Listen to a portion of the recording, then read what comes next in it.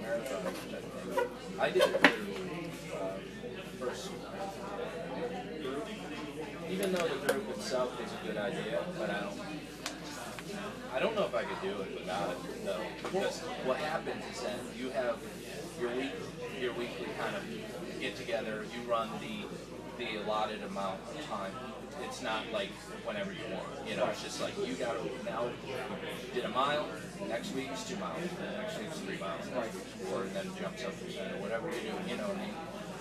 But in between those, every morning or every night, you have to run 30 minutes or an hour. Yeah, you every day. And then the next week you get together and you do. So it's kind of, you have your own training, right, and then you have your deliverables to the team. Basically, right? It's a sprint. Yeah. Basically, you've got all these things to do, and then you deliver on them at that week. If you don't deliver, you feel like a failure. Yes. And everybody else is running their 10 miles. Yeah. You can't even make it 6.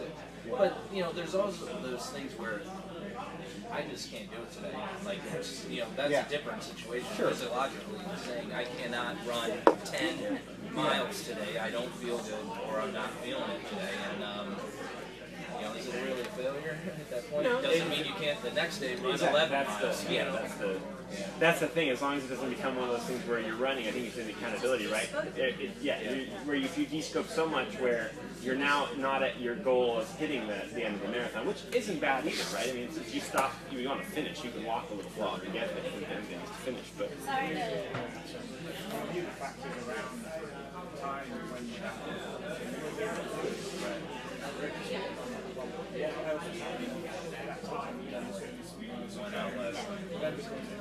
But I think you hit something huge on the teams when you said you know, you build this team of people that say, okay, we are all now accountable for each other. Yeah. I think that's a big one now, because you don't have to actually necessarily work with each other, but every Monday or Sunday night you need to, okay, what's our team goal for this week? What do we want to accomplish? You talk to people about it, and then at the end of the week you get together and say, okay, you know, it's 4 people, right? We worked out and you guys worked out. How did you do? What was your thing? And it's harder to break the schedule when you have more than 2 people. I can call the trainer and forget, I can't do it. But if there's another person, it's a bigger impact. Yes. I'm finding that working with a team is helping me. I'm learning how to kite surf. So there's 3 of us, and the scheduling is the tough part. But learning at the same time is you know, a lot more exciting than the panic of, okay, if I'm out there in the middle of the water, how am I going to get back? I don't have a partner.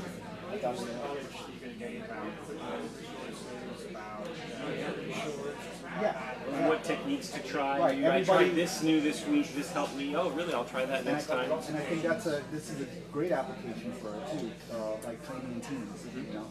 Yeah. I mean, I think all the sames in think how much easier nutrition becomes, right? Oh, right. Start adding teams of people. Built-in support group. Yep. Like, I mean, you know, like some get together. Okay, these are the recipes we're going to try this week. Make sure you hit that. Make sure you do it. Oh, more ideas now for food, different types and nutritional facts. Have one person that's more knowledgeable in nutrition that might step up to be able to provide those for the team, or another person that's more into like understanding the physiological body. Like my wife's now into a book called Skinny Bitch. Yeah, I know that one. She's reading that book and she's like, oh my god, no chicken, no this. I'm like, okay, so we tried for 3 weeks, none of the stuff it talks about, no milk, no chicken, no fish, whatever. And we eat all lentils and stuff, and vegetables and greens, and the green smoothie and all that stuff. It's great because then you can get different input from different people. Hey, you read this book and you read that book, and let's just mix the blood type one, all the different types of nutrition that's out there. Question. Yeah. Have you guys ever heard of Tony Schwartz? He's a world famous author. He also studied for 20 years as athletes. He wrote with Donald Trump, The Art of the Deal, and then he also wrote. Who's that again? Tony Schwartz. I recently met him at a author. He's an author, and he's published several Harvard Business Review articles, and he studied for over 15 years or 20 years athletes and the science of high performance using mind body medicine. And he has, if you go to www.theenergyproject.com, a lot of what he does is kind of very similar to Scrum. And it's about managing energy. The way you were working, the way you were working isn't working. The way we're working isn't working. The Energy Project? Yes. The way we're working isn't working.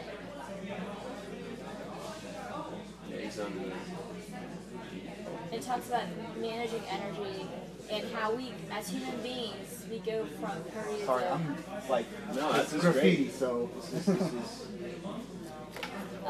He talks about, for example, and this is all scientifically based. Several Harvard Business Review articles on this. It's been studied by several scientists with some of the top performers in not only like in any kind of like sports, right, music, things like that. Oh. And it talks about sprints, and it talks about how the industrialized view is like this clocking thing. It's like, oh, you work 8 hours, da da da da da. Very factory. And then what they've done, these studies scientifically, is that after you work a certain time, your brain has to rest. Yes. So you keep on going. That you have to go from periods of very high focus, energy, what do you call sprints, and to periods of restoration. Yes. Where you go and then restoration is like not even respected at all in the workplace. Yes. Not at all. Absolutely right. United States. Right, and so, but what they found out is that during these periods of restoration and then go back to high energy focus, that you actually get more accomplished. You get what could spend you 8 hours, because it's like you're doing more like a marathon thing, and it's you actually condense it where you restore and then you go back. And so the energy audit, it's really great.